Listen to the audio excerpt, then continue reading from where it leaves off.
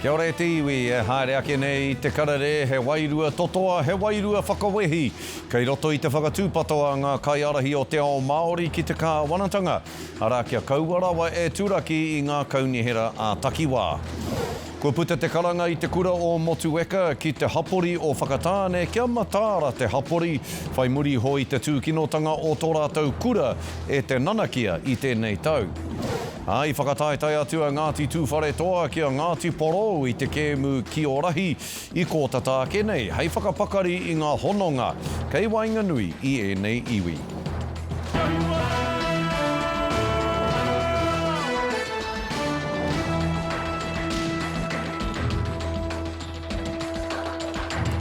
Nō reira kei ngā pūkōrero o tēnā marae o tēnā wā kāinga puta noa i te motu, tēnā nō rā koutou katoa.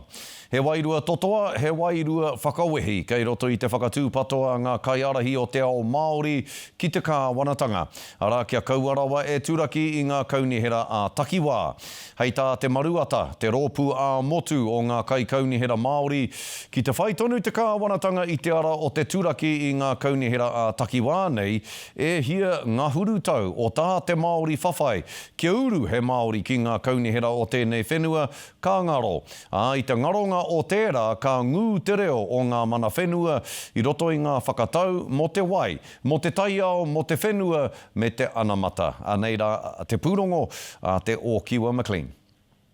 Puitahi ai a te maruata ki te tohu i ana kaiarahi hou. Hara mai te miharo te atāhua, he piki ngā wairua, te hui tahi ai ki Wenerei o ngā māngai Māori, potono i ngā kaunihera o Aotearoa. Engari potonoa te whakanui i ngā ekenga, i nā rā ko whakahāwea tia ngā mema i te whakataunga, ka turakina nā kaunihera arohe. Katoa. Hei tā rātau he wewete i ngā hononga kua hia whakatipuranga e mau ana, te mahi a te rautaki hou, a te kāwanatanga. A hauneina e māharahara ana i runga anō i te mea, i tēnei wānei he nui ngā kirimana, he nui ngā manahaka hono ārohe ki wainga nui i ngā kaunihera ārohe i tēnei wā me te mana whenua. Ko ngā kaunihera ārohe te hungaro take i te wai Māori, te rerenga rauropi, te moana hoki. Hei tā ngā rangatira nei, he hoa haere ki te kaitia kitanga. Ahua waka ngaitau mo te taiao me te wai hoki, engari kei te koti tonu mātou mo tērā whawhai. Ea ki ana te maruata kene ka unuhia te kāwana ruatanga me ngā kaupapa Māori i raro i te raupapatanga hou. Ka kōrero tonu mātou ki te kāwanatanga e pāna te puari hou i te taha ngā koromatua, ka whawhai tonu mō ngā tūru mana whenua ki runga e tērā puari hou. Ea ki ana ngā iwi me ngā kaunihera huri i te motu i te kāwanatanga kia āta haere, o tira kia tika ngā whakawhitinga kōrero ki ngā mana whenua. He māharahara nui ki ngā tukanga kua whakahohorotia, he takahi hoki i ngā haepapa ki te tiriti o Waitangi. Nō reira, ko taku māharahara, ka pēhia no i roto i Wenerei panonitanga, ka pēhia no ngā kaunihera e hāpai tonu, e toitū tonu ai ko te tiriti me wana āhuranga katoa i roto i ngā mahi a ngā kaunihera. E tohe ana te kāwanatanga ka whakapapa paunamu te mahi a ngā puari hou, e tatu ai ngā kaupapa ārohe. Engari e mea ana te kāhui nei, ma te whakakore atu i ngā kaupapa ārohe ka motu kia te here a te Māori ki ngā whakataunga whakapapa. Whenua, wai anō rā. Te o Kiwa McLean, te karere. Nā, ki te rā tātou katoa i te hui o te maruata, te kahika o te kaunihera o te hiku o te ika, moko te panye, ana, ka hono mai ki te karere i nei a tonu nei. Tēnā koe, hoa, mihi ana ki a koe? Ai, mihi ana ko hoki mai au. Ko hoki koe ki te kāinga nera, ko hoki koe ki te hiku o te ika, engari reira koe i te wiki nei, i te hui a te maruata. Ia koe te tiro whakamuri ana ki te hui a te maruata i tēnei tau e moko. Whānui nei, hea ngā hua nui i puta ake i te hui a te maruata i tēnei tau. Kia tika, ko taku painga ki te maruata ne, he kāhui tērā hei ātati aki i ngā mema Māori e noho ana i ngā kaunihera putano i Aotearoa nō reira, ka hoki ngā mahara ki taku hui tuatahi mō te maruata e ono tau ki muri i ai nei nā hau nei nā he ihu hupe he kai kaunihera noeho, me taku mahara toruturu nei mātou, engari I reira katoa, wōku hoa, hei hakakaha i au, I roto I ngā āhuranga o tēnei mahi. Tēnei mahi prari hoha I wona wane, no reira, hoki mai ki I tēnei hui tāhino katu I roto I pōneke, tērā no taku ki te atu I te tini me te mano o ngā mema hou, ko tae mai ki roto I ngā tepu o ngā kaunihira, me taku mōhio anō, ana ko taua hui kē rātau, haka whanaunga ai, mōhio kōwai awai, mōhio ki ngā whawhai ko oti kei wētahi, hiaha noho ki ngā momo rautaki e ora ai, e toa ai koe I roto I wēnei mahi kaunihira.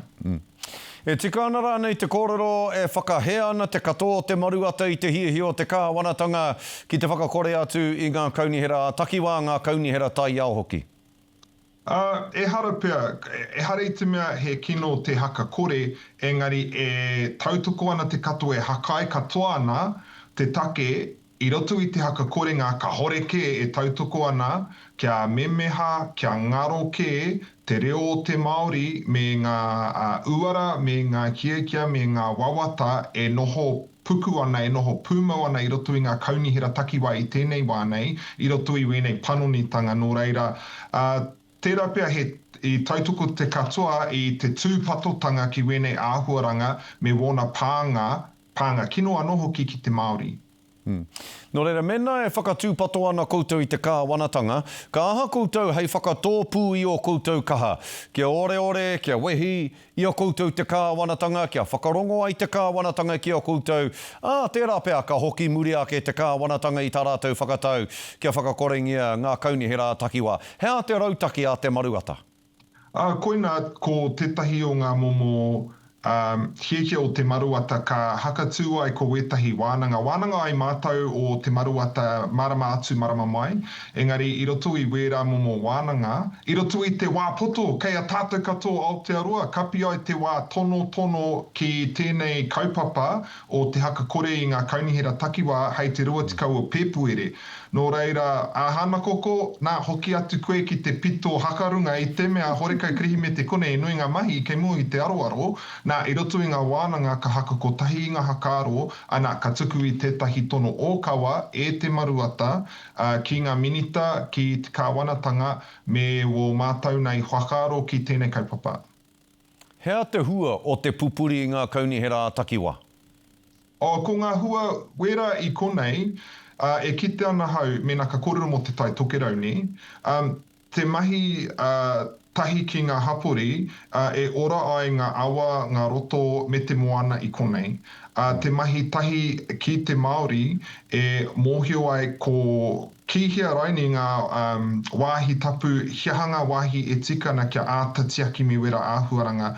Nō reira, ki te mea ka hakaroa hau ki ngā painga o te kaunihira I konei, wētahi o wera haipapa ka hore ia hau I taku kaunihira. Nō reira, mena ka haka kore I te kaunihira o te tai tokerau, ka homairai ni kia hau hei mahinga māku, engari tērā no taku mōhio e hihi ana te kāwanatanga kia kau e koni atu I te whāpai heneti ngā reti I konei, ki te noho wera haipapa ki runga I wōku poko whiwhi, mā wai ke utu. Nō reira, tērā pia ka hihia te kāwanatanga kia haka koreke I wera āhuaranga e noho ana I roto I te kaunihira o te tai tokerau I tēnei wānei. Matuku ana au e hoa? E hoa, tino paira wātu te kōrero ki a koe I tēnei rā e moko. Te kōrero hoki ki a koe I te roanga o tēnei tau. Ko koe tētahi ka tautoko I te tono a te karere I ngā wā katoa, kia whakatakoto koe I o kōrero ki mea kaupapa, ka mihi nui te karere ki a koe I te pito o mātou ngākau o tēnei karawhiu nei o te karere nei, ka mihi nui ki a koe e moko I tō tautoko I tēnei hōtaka. Rātu rā mai huri tātu te tau, ka tautoko a moko te panea no reira, ka mihi nui ki a koe I te wākrihi me te kei mui a tātou katoa me ngā manakitanga ki runga ki a koe, ki runga ki o koutou ko tō whānau. Tēnā koe te rangatira. Tēnā koe, tēnā koutou o te karere ka tī koutou katoa hakarama mai ana, tēnā koutou. Kia ora. Kārawe, Wenerei TV, he kareme nui te kareme kia nei ko tomo kia ngā tatau o mātangirei a wai, toru, kore, ko tōna iho matua, he whakatefa i te mahi a te kāwanatanga, me āna ture ki rungi a tātou te iwi take o tēnei whenua. Tai atu rā hoki ki ngā pūnaha kaunihera ārohe, me te pūnaha pōti o tēnei whenua. Kei te marae o te tī i waitangi te tarai piunara e wānanga ana i ngā kōiriri me ngā kō neke o tēnei kareme i tēnei wā tonu nei. No pai te kōrero o ngā kai kareme o enei rangi kua rangona e au. Me tā rātou haipū kōrero ki ngā nawe, ki ngā āwangawanga.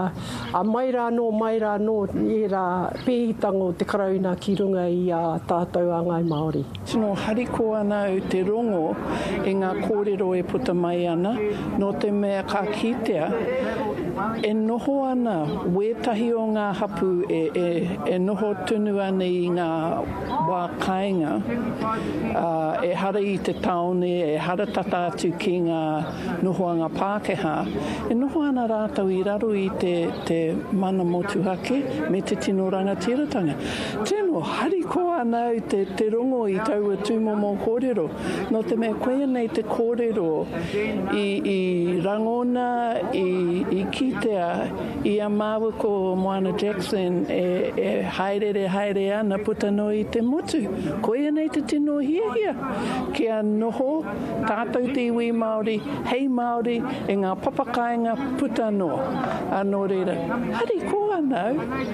Wētahi wāhanga, kāhore e tino pai mena e hehe ana.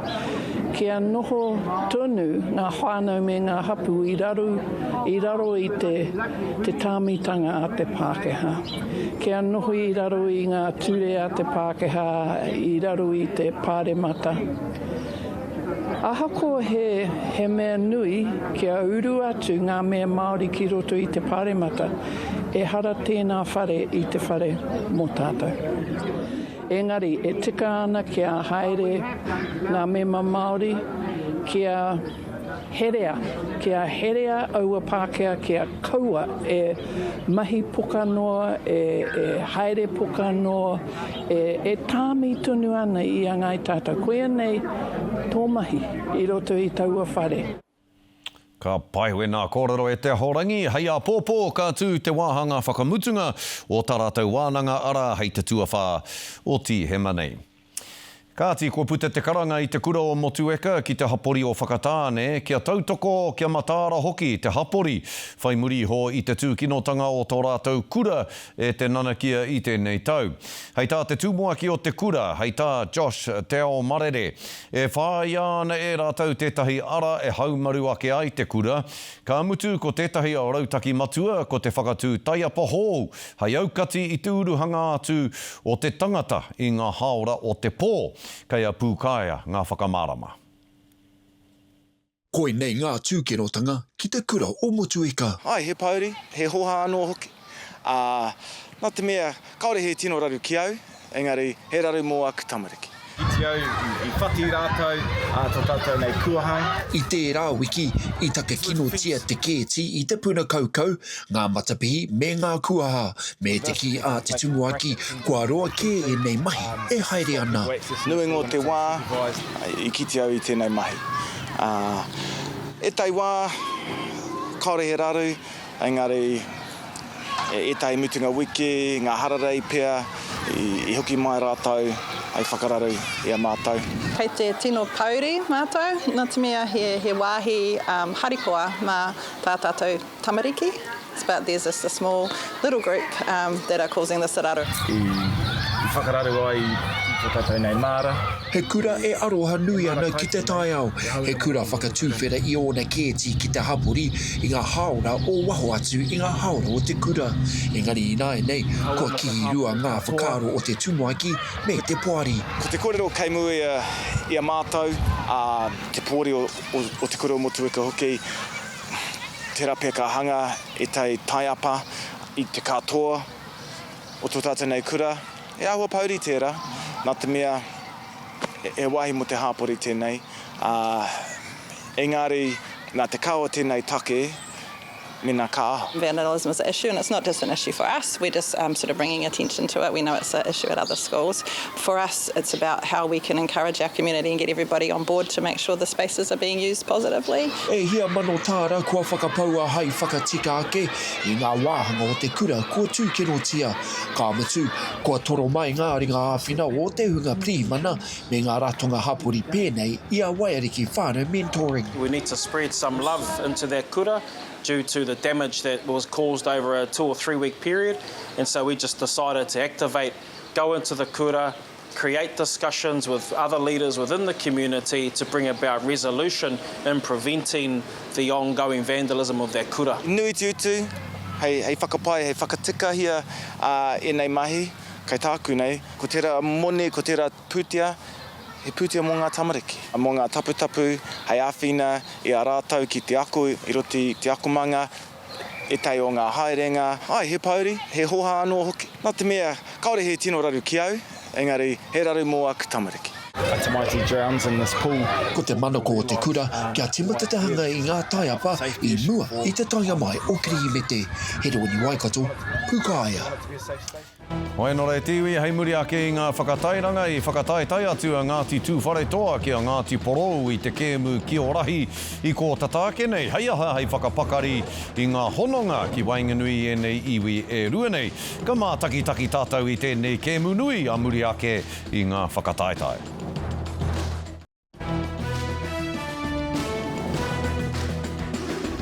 Koki mai anō ki te karere, ki ngā take hapori I te tai rāwhiti I whakataitai atu a Ngāti Tuwharetoa ki a Ngāti Porou I te kēmu Ki-o-Rahi I ko tatāke nei. I tīmata tēnei kaupapa I te taurua manoru e te kau, hei whakapakari I ngā hononga kei wainganui I nei iwi. O tira hei whakapakari hoki I ō rātou pūkenga Ki-o-Rahi. Hioi, I te taunga o te puehu e karema, no Ngāti Porou, te kororia. Para huti ana te haereanga kai tākaro ki te papa tākaro o whakarua. He whakataitai Ki-o-Rahi, he whakataitai hoki mo te mana o te iwi. Tau mai a Ngāti Tuwharetoa ki roto o Ngāti Porou mo tēnei whakataitai Ki-o-Rahi. He kaupapa I tīmatahia I te tau 2002 te kau. E whetu ngā rauna kia tai ki ngā whiringa whaeti ki ngā whiringa toa. Ko tai mai a Ngāti Tuwharetoa ki te whakunga kia mātou Ngāti Porou mo tēnei tākaro te Ki-o-Rahi. Ko tai mai ngā tīma e toru no Ngāti Tuwharetoa ko ngā under 16s, under 19s me ngā opens. E ai ki ngā kai whakahaere o ia tīma, tuatahi he kaupapa tēnei hei whakapakari I ngā hononga o ngā iwi e rua. Tuarua, hei whakapakari I ngā tīma Ki-o-Rahi. Nā te pakari me te taumata I kitea I te rangi nei, mārake hoki te kite, he pakanga nui kei te haere a tērā tau ki Tuwharahi. No tātou te maringa nui kia tau mai ki konei, kia whakatipu I te kēmu o te Ki-o-Rahi, anō hoki hei whakahono ki a tātou whanaunga Ngāti Porou, kia whakakotahi, kia purei te kēmu, kia Māori ai. He tākaro e tipu ana I roto o te aroa, he tākaro e kai ngā kauana e te hunga rangatahi. Muia katoa whakarua ki ngā kai tākaro toa o te Ki-o-Rahi. He tākinai titiro, maharawa ngā tamariki raro I te tikau mā ono, nā reira he pai te kite atu, kei te piki mai rātou I roto I tēnei o ngā hā kinakina. Engari, he rangi atāhua, harikua katoa ngā tamariki ngā mokupuna, mātou ngā kai tautoko. Ia reanga he whakaongaonga, ia kēmu he mō huki. I ngā whiringa toa I kitea I ngā kai tākaro kōhure. Engari I te mutunga iho, ko tahi anake te tīma toa. I puta te ihu o Ngāti Porou I tēnei whakataitai whakahirahira. Darylene Rogers, mo te karere. Ka pai Ngāti Porou, hoi anora I etahi wā mena kei tētahi taone nohi koe noho ana. Anō nei kei tawhiti pāmamao te whakatatukihanga o moia. Hioi e tatake ana te pai tawhiti ki tētahi taiohi no Taranaki, kei te whakatikatika Akasia Bailey Noel ki te mau I te poraka o Aotearoa, ki roto I te poi tūkohu. Kei muri ho iaia, te hapori o Waitara e ūmere ana, ki eke panuku ia. Ki tēnei pāmu I Waitara he whakatipu kaipara te huanga ake. Anā, ko taua tipu nei ko Akasia Bailey Noel. I feel amazing. I feel really grateful to be able to represent my town, my family and my friends. E te kaimawhetu noi ho tana pakeke e whakakanohi ana ia I Aotearoa ki ngā taina o te kapapango tā roaroa. E a ngā tuana hoki ia ki Hāmua mo te Oceania Cup. I think that whole thing around just who she is, she representing these Waitara, these Taranaki. We are, Tiatiawa, Taranaki, we Ngāti Mutunga, we are Tainui. Tainui from my side, up in Waikato. And Ngaitahu as well. Ryan called me and said that I had made the team, and I was like really excited. I was trying to keep it to myself because he said it was a secret. And then when I got home, Mum and Dad went there, and then I called them, and Dad started crying, and Mum did too. He nui ngā wero ka puta mai te tipu ake ki tētahi hapori iti. He tino rereke I te haere o tōna pāpā hei kai tākoro poitu kohu. Living in a small town is one of the roadblocks itself. It has fewer opportunities than the bigger cities out there. Some of the things are funded. Mostly, I've been very lucky. All of those trips have been funded, obviously at the senior level, and obviously now we're sort of, user pays for Kasea, obviously at the moment. Yeah, they get to this age and things just start disappearing sports-wise for them. So, yeah, I'm really proud of her for still continuing because it hasn't been easy. Engari, kia rite ai mo ngā whakataetai he mahere, tā pāpā. Playing against boys, that's where I think her strength is. It really lies with her strength to be able to match up against bigger, faster opponents. The physicality makes me play harder against girls because they're so tough. Mai tētahi pāmu I Waitara, ko rite tēnei tamāhine mo te atamira o te ao. Mārena mane, te karere. Kasia Bailey Noel, kia maumahara koutou ki tērā ingoa. Ha muri ake ngā pānui hoko ko ngā tohu a tā whiri mā te ama kia ita tonu mai. He te iwi e whai ake nei ko ngā tohu Huarere.